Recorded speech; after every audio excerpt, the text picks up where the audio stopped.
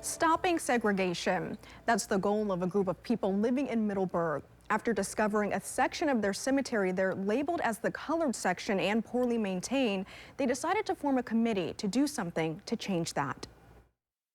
A walk through the Middleburgh Cemetery is a walk through time, a walk through tragedies, triumphs, and stories untold for centuries. Up until now, they've been largely invisible.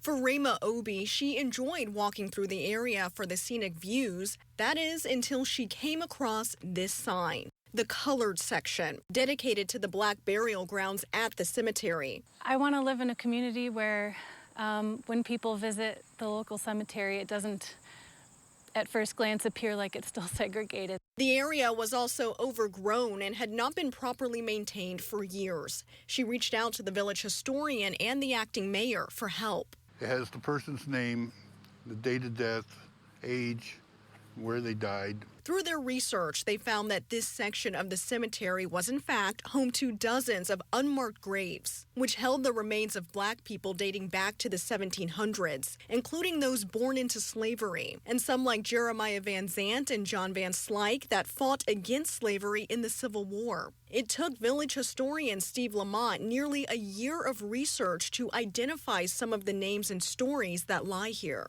They were part of the community. You know, they worked, they lived here and they worked like everybody else.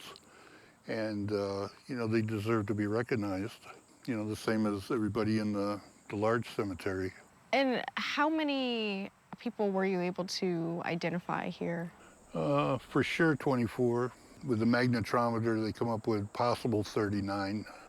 So you're still working to identify more? And it's ongoing, you know, like I just found another one the other day. Still, Rema didn't want to stop with just identifying the people buried here, but also wanted to do a better job of honoring them, which meant that this sign needed to come down. In its place, two new signs now stand today. This Section 11 sign, similar to other section signs around the cemetery grounds, and this historical marker sign designed by Rema herself, who is a graphic designer, dedicated to the men, women, and children buried here, both known and unknown. There are a lot of people of color that have been lost to history because they weren't the ones writing the history books.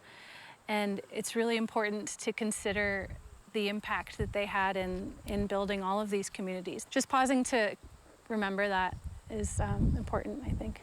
The funding for the project, around $1,500, covered entirely through funds from the village budget. If your constituents reach out to you in good faith and they have projects that are going to be important not only to the future, but the past and the present of your community that seeks to either rectify wrongs or to at least institute good measures for showing who you are as a people and who the people were, you should listen to them. It's a small price to pay to be able to put down in stone the good deeds of people in the past so that people in the future can learn from it. Rema says she hopes her efforts encourage people in other towns to speak up and take action if they see something that isn't right, and hopes that the next time someone walks through this area, it's a journey met with pride and not prejudice. We're trying our best to do justice by them. The group says some of the old headstones were stolen by townspeople to create sidewalks many years ago, making it even harder to identify some of those unmarked graves, but say they will continue their work to identify as many remains as possible. Routine maintenance of the area is also now underway. The committee's research will live on in an online document. You can find a link to that on CBS6albany.com.